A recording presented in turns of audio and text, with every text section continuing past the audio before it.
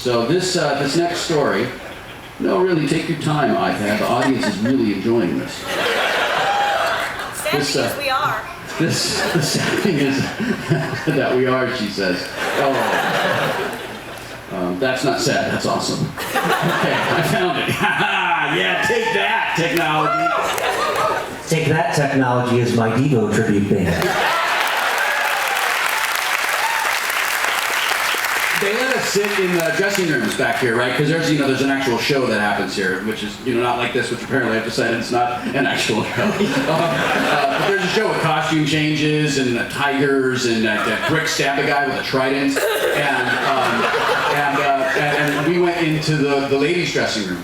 And I identified it as ladies' dressing room because every mirror in there is covered with pictures of Justin Bieber and the guy from Twilight.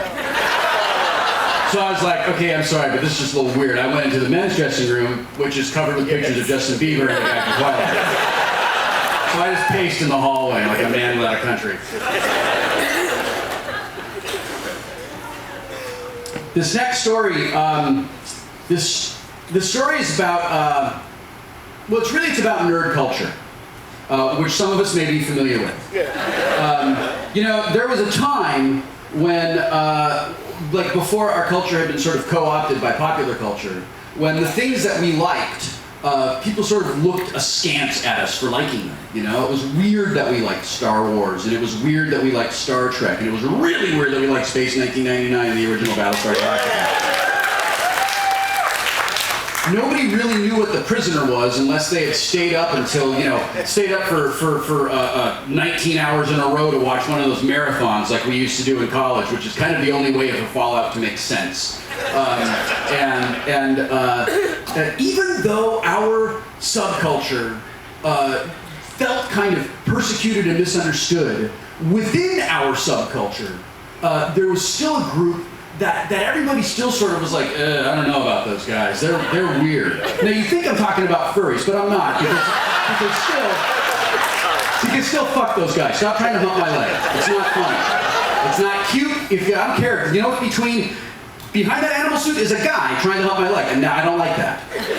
The subculture I am talking about is, of course, those of us who would go see the Rocky Horror Picture Show.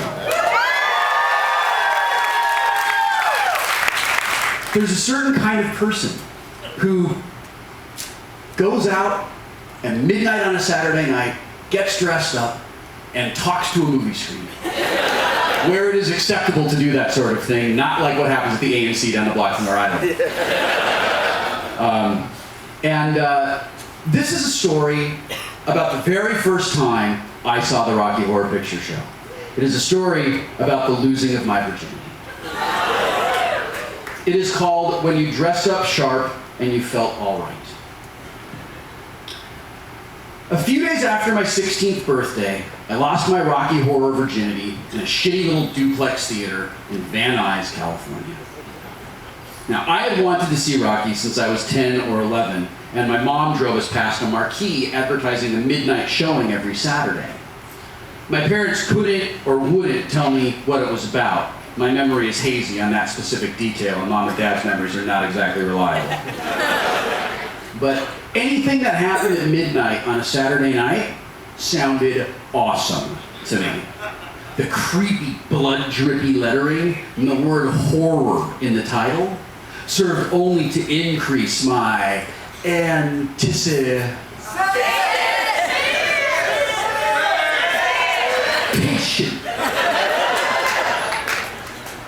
So now you know how this is going to work.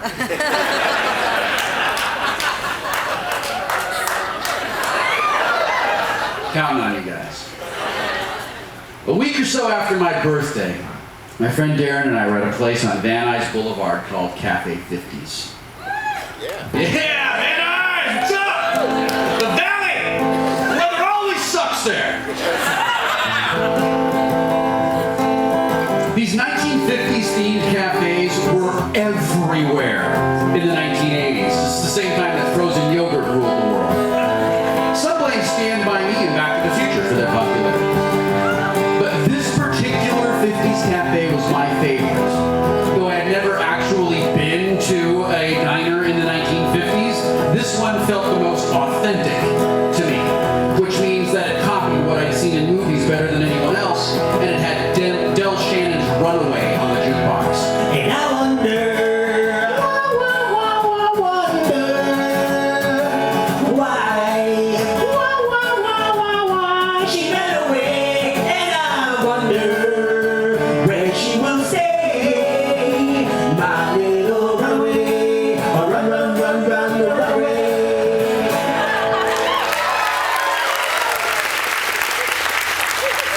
gorged ourselves on patty melts and chocolate shakes and vanilla cokes and extra fries with ranch dressing, while we talked about all the things that seemed important after you discovered girls. Like, you know, how to talk to one. A skill I was convinced would instantly convince her to take an unforgettable trip with me to second base for 16 seconds of commitment-free passion. We argued about the time travel paradoxes in Back to the Future. We confirmed that quoting Monty Python to the 24-year-old waitress is not the best way to get a stand-up double when you're 16. Or ever. And we admitted that Michael Keaton was a far better Batman than we'd been prepared to give him credit for. Oh, hindsight, you make so many things look better than they were at the time. In other words, it was a Saturday night like any other. And as midnight and the restaurant's closing drew near, our attention turned toward that most important of teenage activities, doing anything but going home. Hey, have you ever seen Rocky? Darren asked. Oh my God, I hate that stupid movie, I said. And the sequels are even worse. It's like, we know he's gonna win, so why do we even waste our time going in, no.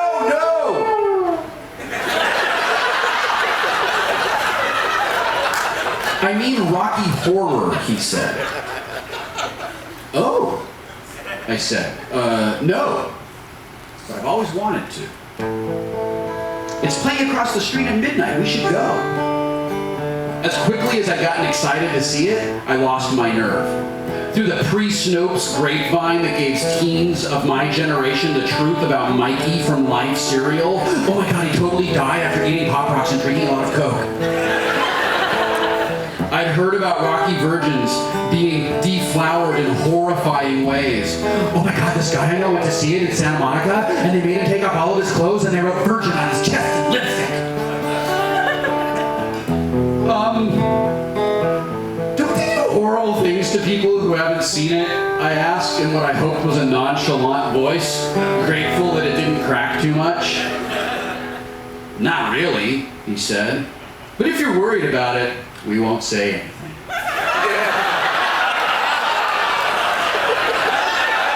Where the fuck were you guys when I was 16? Thanks for nothing. Spoiler alert. Oh, well, okay, I said, my excitement returning. He was 2 years older than me. He was wise in the ways of the world. I knew that I could count on him to keep my secret shame between us. The waitress came back by our table. Can I get you guys anything else? Before I could demand a shrubbery and a phone number with equal chances of getting either, Darren asked, could we get some slightly burnt white toast? The waitress and I gave him the same curious look. He smiled enigmatically.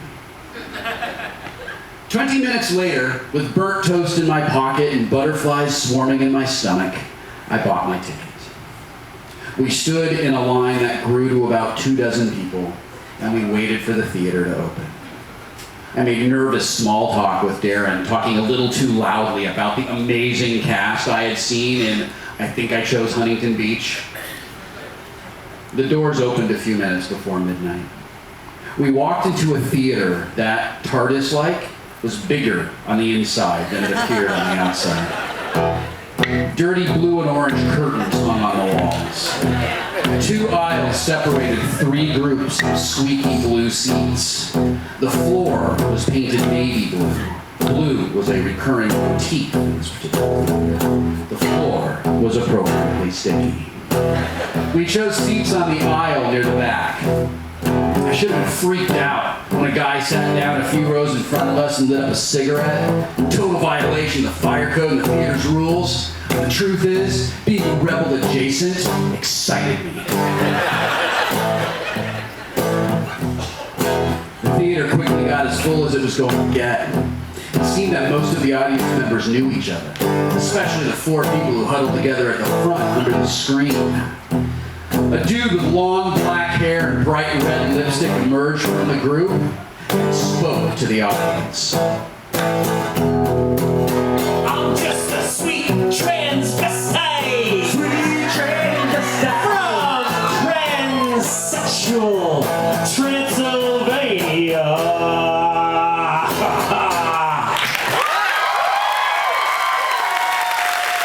I can't remember what this guy said because as he began talking, a hand tapped me on the shoulder.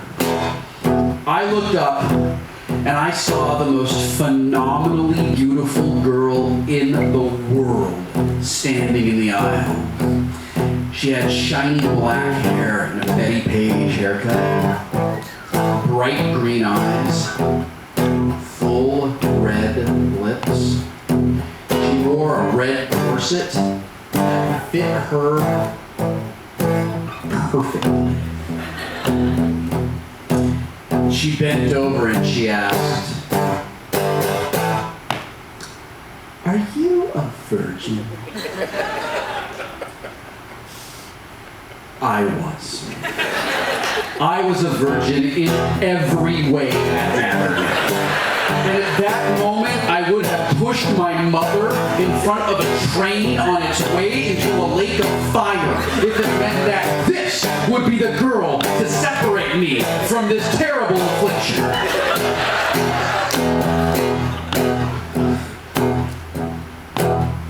What?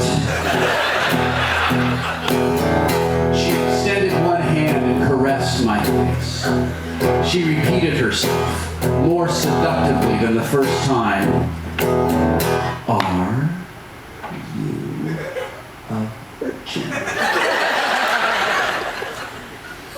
Yes! Yes!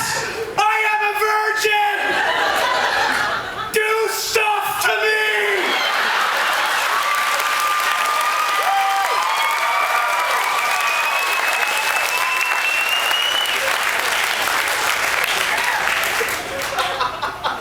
Her eyes flashed, and she squeaked. Squeaked. This is gonna be fun. Before I could ask if this was the kind of fun that came with an instruction manual, she stood up abruptly and she hollered, "I have a virgin! Virgin!" Before I knew what was happening, she stood me up. She had me repeat some oath that I've long forgotten, and she spanked me. Not brutally, but not overly gently either. I remained fully clothed, but by the time the entire thing was over, I was soaked through because everyone in the theater had come up and sprayed me with squirt guns and spray bottles. As quickly as it started, it was over, and she disappeared before I could get her number or drop a Life of Brian quote on her. Damn. Now, like most people's, the loss of my virginity was nothing like I'd hoped for or expected. But in its own way, it was still magical. I loved every second of it. Before I knew it, she had vanished in the dim light of the theater. While other regulars repeated similar rituals with a few other virgins in the audience, I looked to my friend Darren. Darren looked back. That was awesome!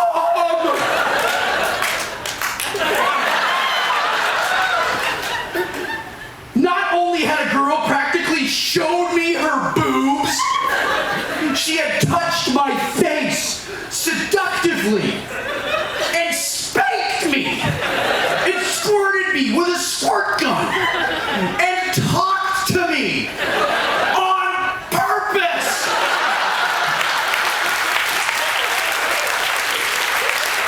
This was the greatest night of my life, and the movie hadn't even started yet. The lights went down, and the show began. I didn't know any of the lines, but I quickly figured out what to yell at Brad. Asshole! And Janet, slut! I threw my toast. I watched watched a guy with no fucking neck describe his balls.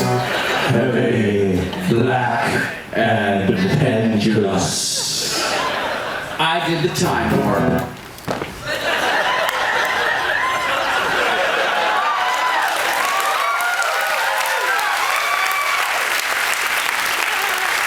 I watched the girl who'd taken my rocky virginity play Magenta, which is why Magenta is still my favorite character in the whole show to this very day, over 20 years later.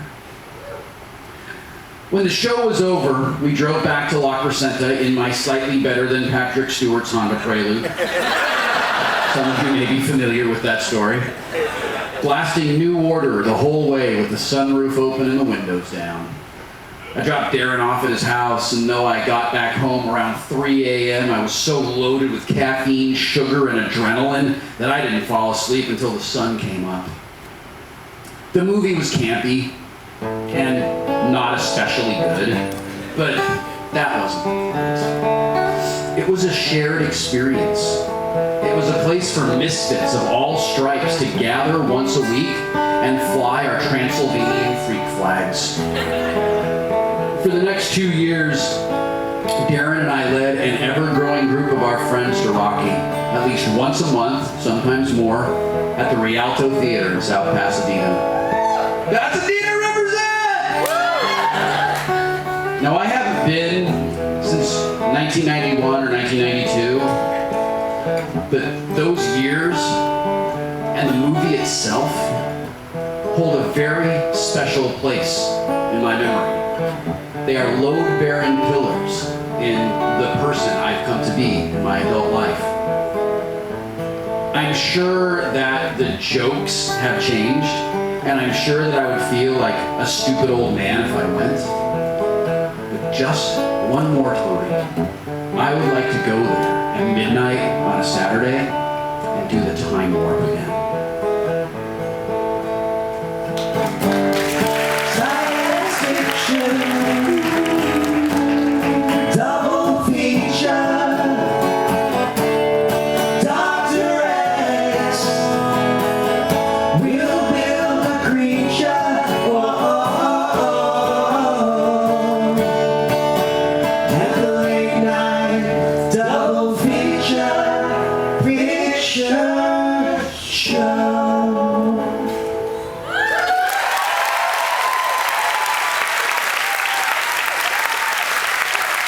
Ladies and gentlemen, Paul and Storm.